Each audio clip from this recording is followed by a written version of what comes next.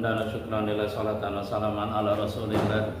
Amma ba'du. Ila hadratin Nabi Mustafa Sayyidina Muhammad Rasulillah sallallahu alaihi wasallam wa alihi wa azwajihi wa dzurriyyatihi wa ali baitihi wa sahbihi ajma'in wa jami'il mu'minina wal mu'minat wal muslimina wal muslimat al ahya'i minhum wal amwat. Wa ila arwahi jami'il quburin ahli la ilaha illallah min ladun sayyidina Adam ila yaumil qiyamah. Wa ila arwahi abaina wa ummahatina wa ajdadina wa jaddatina wa jami'i man sabaquna bil imani wal mamat.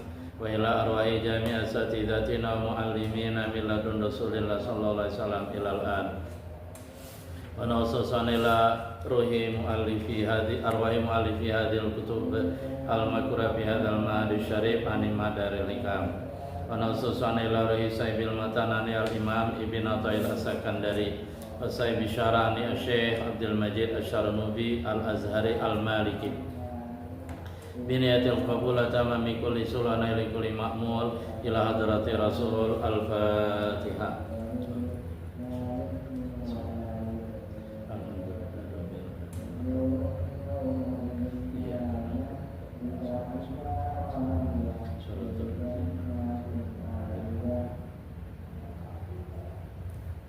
Alhamdulillah, pada kesempatan yang mulia ini kembali kita akan bahas syarah hikam.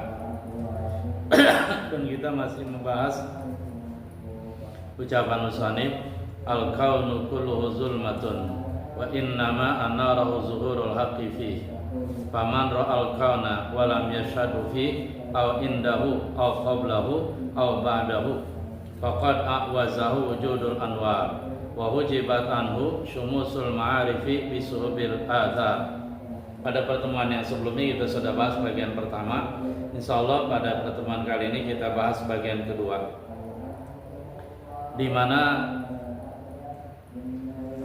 secara umum sudah disebutkan pada pertemuan yang sebelumnya bahwa alam semesta ini adalah kegelapan. Alam semesta ini secara hakikat adalah dia sesuatu yang tidak ada. Mana buktinya? Buktinya adalah memang alam semesta ini dulu nggak ada, yang ada hanya Allah. Kemudian Allah Subhanahu wa taala ciptakan alam semesta sehingga alam semesta menjadi ada.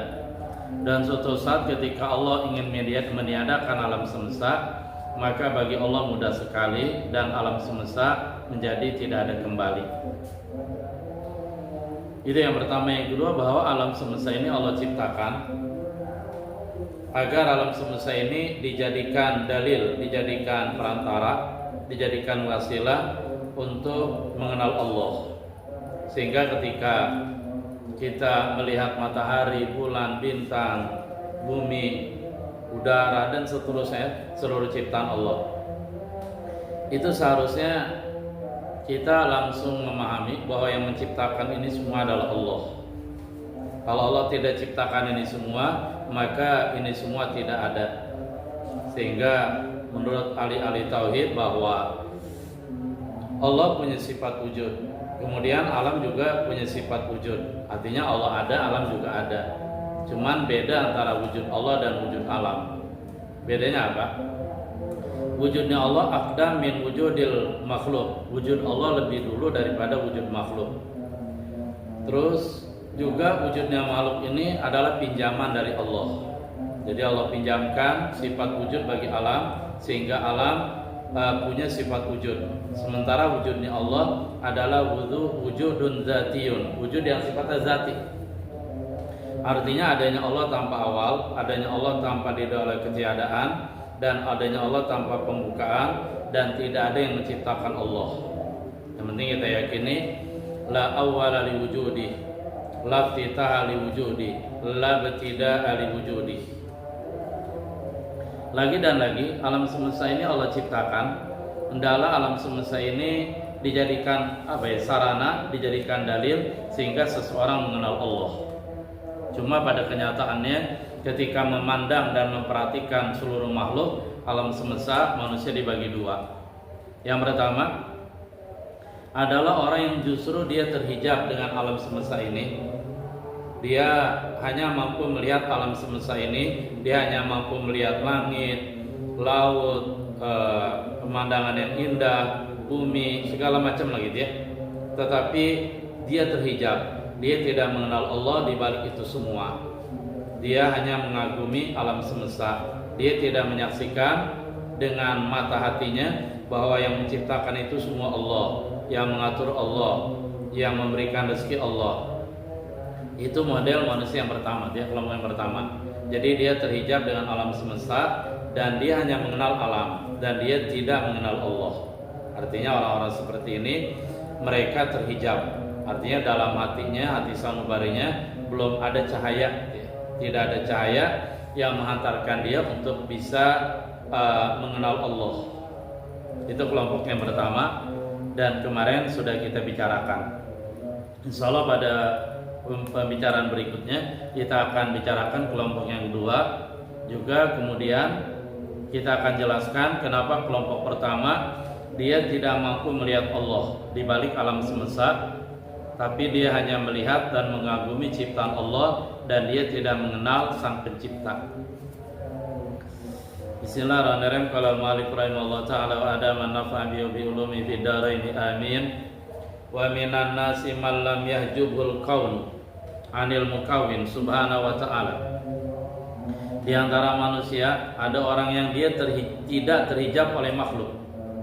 Tidak terhijab oleh makhluk sehingga dia mengenal Allah. Bahwa Allah yang menciptakan makhluk, bahwa Allah yang menciptakan matahari, Allah yang menciptakan bumi, Allah yang menciptakan bintang, bulan, bumi dan seterusnya. Sehingga begitu dia melihat ciptaan Allah, begitu dia melihat karya Allah, dia mengenal Allah. Jadi alam semesta ini tidak mampu menghijab dia. Bal syahidau fi bitasir. Bal bahkan syahidau fihi. Ia menyaksikan Allah fihi pada ciptaannya. Bitasiri dengan tasir Allah, dengan ciptaan Allah gitu. Wa indahu, dan dia menyaksikan Allah indahu di sisinya, di sisi al-kaun. Bihibzihi, dengan pemeliharaan Allah, wa tadbirihi, dan pengaturannya. Wa haula'i alladziina yashhaduna al-athara wal mu'athir ma'an. Mereka adalah orang-orang yang menyaksikan al-athar makhluk wal mu'athir, dan juga pencipta ma'an bersama-sama. Wa minhum man syahida qabla, dan di antara mereka ada yang menyaksikan Allah qabla sebelumnya, sebelum al-kaun gitu. Wa humul ladzina yastadilluna bil mu'athir 'alal athar. Mereka adalah orang-orang yang mengambil dalil bil mu'athir, dengan al-mu'athir, sang pencipta yaitu Allah, 'alal athari, atas athar. Wa minhum man syahida bi ba'dahu. Di antara mereka ada yang menyaksikan Allah pada sesudahnya, artinya sesudah melihat alam semesta. Wa humul ladzina yastadilluna bil athar 'alal mu'athir. Mereka adalah orang-orang yang mengambil dalil bil athari, dengan athar ciptaan Allah, 'alal mu'athir, untuk mengenal Allah sang pencipta. Jadi pada kelompok yang kedua ini, alam semesta ciptaan Allah tidak mampu menghijab mereka, tidak mampu menghalangi mereka. Ketika mereka melihat ciptaan Allah, mereka langsung mengenal Allah. Jadi mata batinnya, mata hatinya terbuka sehingga dia melihat Allah, dia menyaksikan Allah. Nah, dalam menyaksikan Allah pada saat melihat dan mendengar alam semesta itu ada beberapa tipe ya. Yang pertama adalah syahidahu fi bitasiri. Dia menyaksikan Allah fihi, pada alam semesta. Jadi ketika dia memperhatikan ciptaan Allah, langit, bumi, matahari, bulan, bintang, di sana dia menyaksikan Allah fihi, padanya, pada alam semesta. Bitasiri artinya dia yakin, dia paham bahwa Allah yang menciptakan ini semua. Jadi bahasa pertama fihi ya, padanya. Bahasa yang kedua wa indahu. Ada mereka di antara ahli-ahli musyahadah, yaitu orang-orang yang sudah terbuka hijab dan dia mampu melihat Allah dari balik alam semesta. Wa indahu, dan dia melihat al-musyahid. Dia melihat Allah dengan musyahadanya, dengan hatinya, indahu, di sisinya, artinya di sisi alam semesta.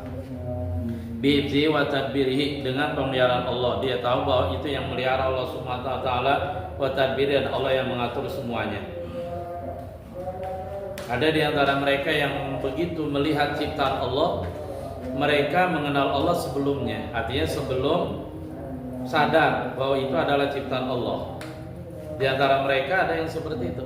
Contoh misalkan, ketika dia melihat ayam, maka yang pertama kali dia tidak menyadari itu ayam adalah ciptaan Allah, tapi langsung dia mengenal Allah, bahwa Allah Subhanahu wa taala sang pencipta, Allah yang menciptakan itu ayam, Allah Subhanahu wa taala yang berikan rezeki kepada ayam. Nah, sesudah itu baru dia sadar, oh itu ayam gitu ya.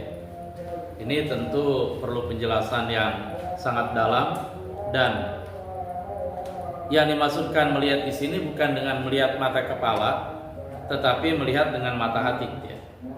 Jadi model yang pertama qabla sebelumnya.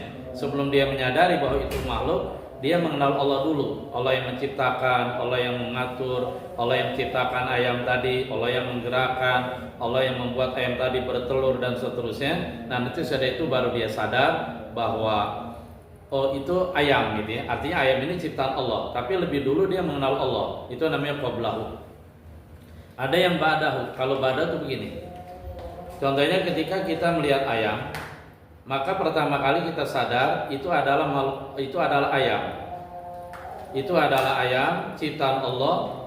Ayam itu bertelur, ayam itu menjalani kehidupan dan seterusnya. Nah, sesudah itu baru kita ingat Allah, bahwa Allah yang menciptakan itu ayam, Allah yang menggerakkan, Allah yang mendiamkan, dan Allah Subhanahu wa taala yang membuat ayam itu bertelur, kemudian menetas dan seterusnya. Nah, itu namanya ba'dahu. Nah, ini contoh-contoh jalan-jalan yang ditempuh oleh mereka yang telah sampai maqam musyahadah. Artinya mereka mengenal Allah pada saat memperhatikan ciptaan Allah. Bahkan ada yang melihat Allah indahu, di sisinya ya. Artinya di sisi ciptaan Allah. Ada yang melihat Allah fihi, padanya, pada ciptaan Allah gitu. Lagi dan lagi yang dimaksudkan melihat Allah ini dengan mata hati. Maksudnya begini, orang yang mata hatinya ya, orang yang rohaninya sudah penuh dengan sinar iman, sinar keyakinan, sudah bercahaya, cahayanya banyak, maka dia akan mampu melihat sesuatu yang tidak konkret, sesuatu yang abstrak, sesuatu yang gaib. Yaitu dia menyadari bahwa di balik alam semesta adalah Allah yang menciptakan dan seterusnya. Makanya ketika mata hati ingin melihat sesuatu yang gaib, sesuatu yang gair maknawi, sesuatu yang manawi, sesuatu yang metafisika, itu diperlukan dua. Pertama, mata hati yang jernih. Kedua, sinar iman, sinar keyakinan, sinar pengetahuan yang ada dalam hati. Yang seperti saya sering bilang ya, misalkan kalau untuk melihat gelas, ini melihatnya bukan dengan mata hati, tapi mata kepala. Tetapi mata kepala ini dia tidak akan mampu melihat gelas, bahwa ini gelas, kecuali ada dua. Pertama, retina mata yang masih sehat. Yang kedua, karena ada bantuan cahaya, baru tuh ini gelas ya. Nah, begitu juga orang-orang yang telah sampai maqam musyahadah, mata hatinya sudah kebuka, dia mampu mengenal Allah, dia melihat Allah di balik ciptaannya. Itu caranya tadi. Pertama, mata hatinya bersih. Kedua, di dalam hatinya penuh dengan cahaya iman, cahaya yakin, cahaya pengetahuan. Nah, baru dia mampu melihat di balik alam semesta ini adalah ciptaan Allah dan seterusnya. Tetapi kita kembali ke mata kepala. Ketika seseorang retina matanya masih bisa melihat, cuman nggak ada cahaya, gelap semuanya nih, seandainya gelap, maka mata ini nggak bisa melihat. Atau sebaliknya, ada cahaya tetapi retina matanya kurang sehat. Bisa jadi dia juga nggak melihat gelas ini. Kenapa? Karena retinanya sudah tidak berfungsi. Nah, lebih parah lagi apa? Udah lampu gelap, mati, kemudian matanya juga buta, tidak berfungsi. Nah, ini kacau tuh ya. Nah, gitu juga mata hati.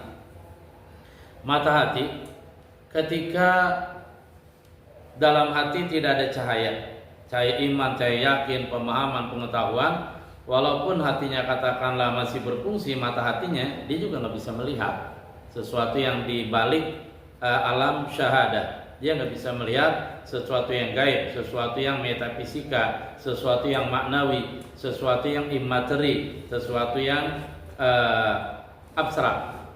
Atau sebaliknya, Katakanlah cahaya ada cuman dikit, cuman sayang mata batinnya sudah rusak, dia juga nggak bakalan bisa melihat. Gitu.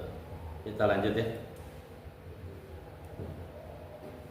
Wa humul ladzina yastadilluna bil mu'athir 'alal athar. Mereka adalah orang yang mengambil dalil bil mu'athir dengan mu'athir 'alal athar. Nah, ini orang-orang yang musyahadah, mata batinnya sudah kebuka, dia melihat Allah pada alam semesta qablahu, sebelum kaun. Artinya ketika dia melihat katakanlah kambing, ayam ataupun kebo dan seterusnya, atau dia melihat bulan atau matahari, itu yang pertama dia nggak sadar bahwa itu adalah bulan, tapi yang dia sadari bahwa Allah sebagai pencipta, Allah yang mengatur, Allah yang menciptakan segalanya. Nah, sesudah itu baru dia kenal bahwa itu matahari. Nah, itu berarti orang-orang seperti ini dia ngambil jalannya ke atas dulu baru ke bawah, yaitu dia menjadikan Allah al-mu'athir untuk mengenali al-athar makhluknya gitu.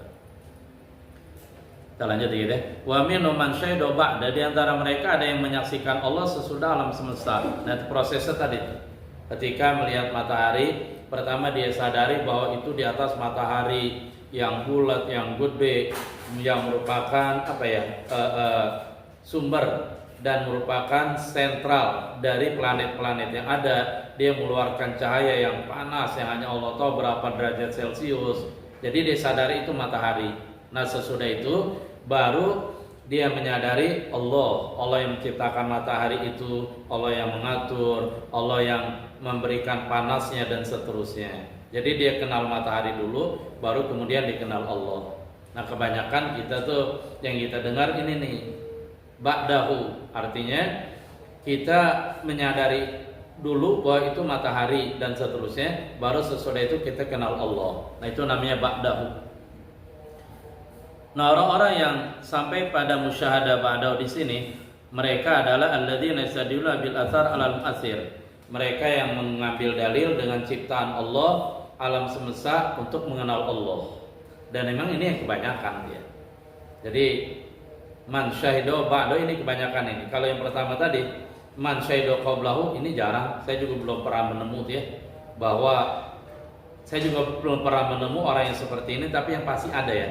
Artinya dia sebelum menyadari bahwa itu matahari, itu bulan, itu ayam dan seterusnya, dia kenal Allah dulu. Allah yang menciptakan, Allah yang mengatur dan seterusnya. Nah, sesudah itu baru dia kenal, oh itu matahari, oh itu bulan, oh itu ayam dan seterusnya. Nah, ini namanya qablahu ya. Jarang orang, saya sendiri belum pernah nemu ya. Yang kebanyakan kita nemu tuh ba'dahu tadi. Nah, di sini beberapa kali memakai istilah dzaraf, fihi, indahu, kemudian ba'dahu, qablahu. Bahkan ada juga yang ma'ahu tadi ya. Ada juga yang membahasakan ma'ahu. Ini dzaraf semua tuh. Fihi di dalamnya, indahu dzaraf juga di sisinya, di dekat. Qablahu dzaraf sebelumnya, ba'dahu dzaraf juga, ma'ahu artinya besertanya dzaraf juga. Nah, sementara kita yakini bahwa Allah Subhanahu wa taala tidak butuh waktu, tidak butuh tempat. Artinya Allah tidak dibatasi oleh ruang, waktu dan tempat. Kenapa di sini ada fihi? Kenapa di sini ada indah, ada ba'da, ada qabla, bahkan ada ma'a? Ini satu hal yang perlu kita cermati, jangan sampai salah ya. Kalau salah nanti kita mengatakan bahwa Allah ada di dalam pohon, Allah ada di dalam binatang, Allah ada di kambing, Allah ada di ayam, itu aliran sesat. Berarti aliran sesat. Dan itu artinya bahwa nanti Allah jadi banyak gitu ya. Makanya jangan sampai kita salah dalam memahami dzaraf di sini, fihi, indahu, ba'da dan seterusnya. Musannif penjelasan, wa hadhihi dzuruful madhkuratu fi kalamil musannif. Dzaraf-dzaraf yang tersebut dalam ucapan musannif Al-Imam Ibn Athaillah, yaitu dzaraf tadi fihi di dalamnya, indahu di sisinya, qablahu sebelumnya, ba'da sesudahnya, dan mau itu kan dzaraf. Dzaraf semua tuh. Kalau kita belajar nahwu ya. Tapi pensara mengatakan wa hadhihi dzuruful madhkura fi kalamil musannif. Dzaraf-dzaraf yang tersebut dalam ucapan musannif laisat zamaniyatan wala makaniyatan. Ini bukan dzaraf zaman, bukan dzaraf makan, Bukan berarti kata keterangan tempat, kata keterangan waktu, bukan. Kenapa? Karena Allah terbebas dari waktu dan tempat itu. Kalau Imam Asy-Syafi'i mengatakan wa hadhi dzuruf ay wa hadza zarfu muttasi. Zarf ini jangan diartikan sempit, jangan diartikan terlalu sederhana, tapi dia itisa, dia artinya luas. Bahkan Bensara lanjutnya bilang ini, fa inna zurufa min jumlatil akwan. Bahkan zorof-zorof itu sendiri merupakan jumlah kumpulan makhluk. Artinya zorof itu kan makhluk juga, baik zorof zaman, zorof makan, semuanya makhluk. Jadi lagi dan lagi jangan kita samakan, astagfirullahaladzim ya, ketika kita bilang hadal ma lala alma fil kubi, air di dalam gelas. Berarti gelas itu namanya zorof karena dia wadah untuk menampung air. Kemudian air itu namanya mazruf, sesuatu yang ada di dalam gelas. Nah, ketika kita membahas tentang Allah tadi itu, Allah qablahu, ba'dahu, ba'dal qawn dan seterusnya, jangan sekali-kali kita artikan seperti ini. Jangan sekali-kali kita artikan Allah dibatasi ruang dan waktu dan seterusnya. Jangan. Kalau kita artikan seperti itu ya sudah, sesatlah kita ya. Bal yastilahatun laisal muradu min zahiraha inda dawil irfan. Tetapi dia zorof-zorof tadi itu qablahu, ba'dahu, indahu, kemudian ma'ahu dan seterusnya. Laisal muradu min zahiraha. Yang dimaksud dari zorof-zorof tadi bukan makna zahirnya, bukan inda dawil irfan, dalam pandangan ahli-ahli marifat, bukan itu ya. Tapi itu hanya sekedar untuk takriban lil afham, memberikan pemahaman biar bisa dipahami. Tapi jangan kita artikan secara hakikat, nggak bisa ya. Wa inna ma tudraku bidzaq la bi ta'bir. Hanya saja istilah-istilah tadi itu padanya, sesudahnya, sebelumnya, indahu, mahu, itu semua sebenarnya bisa dipahami dengan al-dzauq, dengan pemahaman batin, dengan pengetahuan rohani dan seterusnya. La bi ta'bir, bukan dengan ungkapan dengan mulut, bukan ya. Faqif indah haddik, maka berhentilah kamu, berdirilah kamu indah haddik, di sisi batasanmu. Artinya kita sebagai makhluk ya kita harus tetap menyadari dan seluruhnya adalah makhluk, ya langit, matahari, bahkan zorof zaman, zorof makan juga adalah makhluk, dan Allah tidak dibatasi ruang, waktu dan tempat gitu. Makanya ahli-ahli tauhid ketika ulama nahwu mengatakan fi'il madhi menunjukkan lampau, mudhari menunjukkan kapan, sekarang atau akan datang. Nah, ketika fi'il tadi itu disandarkan ke Allah, misalkan kalau Allah Ta'ala dan seterusnya, kalau secara hakikat kita jangan mengartikan telah lampau atau telah. Begitu juga ketika yaqulullah Ta'ala, jangan diartikan sekarang atau akan berkata, berfirman, jangan. Tetapi ketika fi'il disandarkan ke Allah, tajarrada aniz zaman. Makanya ada kaidah al-fi'lu idza usnida ilallah tajarrada aniz zaman. Perbuatan fi'il kalau disandarkan ke Allah, dia kosong dari waktu, karena Allah tidak dibatasi oleh ruang dan waktu. Nah, fi'il tadi itu dibatasi dengan waktu. Fi'il madhi menunjukkan lampau, fi'il mudhari sekarang atau akan datang, fi'il amr akan datang. Itu kalau disandarkan kepada kita, pada makhluk gitu ya. Wa tamassak bi qouli ta'ala, dan berpegang teguhlah kamu dengan firman Allah. Artinya jangan lepas. Ini tetap menjadi prinsip dan akidah keyakinan kita yang harus kita pegang. Laisa kamitsli syai', tidak ada sesuatu pun yang serupa dengan Allah. Allah tidak sama dengan makhluk, makhluk tidak sama dengan Allah, gitu ya. Allah tidak sama dengan makhluk, makhluk tidak sama dengan Allah. Zat Allah tidak sama dengan zat makhluk, zat makhluk tidak sama dengan zat Allah. Sifat Allah tidak sama dengan sifat makhluk, sifat makhluk tidak sama dengan sifat Allah. Bahkan fi'lullah, perbuatan Allah tidak sama dengan perbuatan makhluk, perbuatan makhluk tidak sama dengan perbuatan Allah. Laisa kamitslihi syai', ya. Wa huwa sami'ul basir, dan dia Allah Maha mendengar, al-basir lagi Maha melihat. Asy-Syura ayat 11. Alhamdulillah, kesimpulannya adalah pertama bahwa lagi dan lagi alam semesta ini hakikatnya sebuah kegelapan. Karena alam ini dia asalnya tidak ada, kemudian Allah ciptakan. Kalau Allah berkehendak, Allah tidak adakan lagi alam semesta ini, maka alam semesta nggak ada. Bahkan dalam pemahaman ahli-ahli marifat, ahli-ahli musyahadah, mereka memahami bahwa alam semesta ini adalah adamun mahdun, ketiadaan murni. Sementara yang ada hanya Allah. La wujuda illa lillah. Tidak ada yang memiliki sifat wujud kecuali Allah. La maujuda illallah. Tidak ada yang wujud kecuali Allah. Sementara alam semesta adalah hakikatnya sesuatu yang tidak ada. Dan alhamdulillah juga tadi kita sudah jelaskan tentang dua kelompok. Yang pertama, yang mereka terhijab dengan alam semesta, sehingga ketika melihat ciptaan Allah mereka tidak ingat Allah, mereka tidak mengenal Allah. Ini kelompok pertama. Kemudian kelompok yang kedua, mereka adalah yang alam semesta tidak mampu menghijab mereka karena mereka melihat dengan mata hati, bukan dengan mata kepala. Nah, kalau kelompok pertama itu yang terhijab dengan alam semesta, ketika melihat ciptaan Allah, mereka tidak mengenal Allah, mereka hanya melihat dengan mata kepala saja, gitu ya. Betapa indahnya alam, betapa indahnya nuansa pegunungan dan seterusnya, betapa indahnya sungai-sungai dan seterusnya.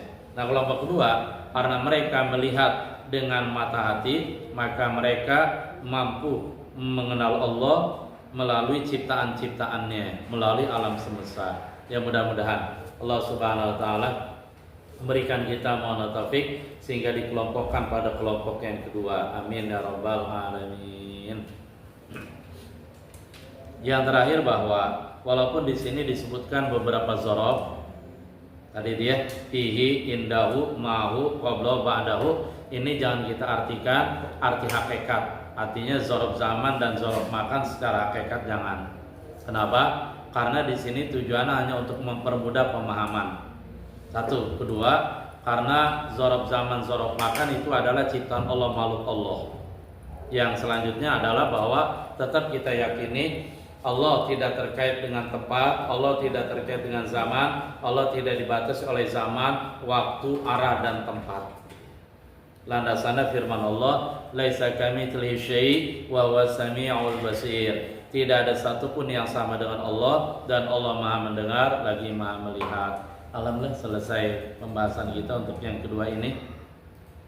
Dari hikmah al-kaunu kullu zulma wa innama anara zuhurul haqqi fi faman ra'al kauna wa lam yashadu fi aw inda aw qabla aw ba'da faqad awaza wujudul anwar wa hujibat anhu syumusul ma'arifi syumusul ma'arif bisubil athar. Insyaallah pada pertemuan berikutnya kita akan bahas ucapan musannif al-Imam Ibn Athaillah, yaitu mimma yadullu ala wujudi qahri subhana an hajabaka anhu bima laisa bimawjudin ma'a.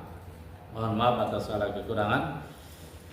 Syukran, terima kasih. Kita tutup dengan kepada majelis. Subhanallah bihamdi, subhanallah bihamdika, asyhadu an la ilaha illa anta astaghfiruka wa atubu ilaik. Walhamdulillahirabbil alamin.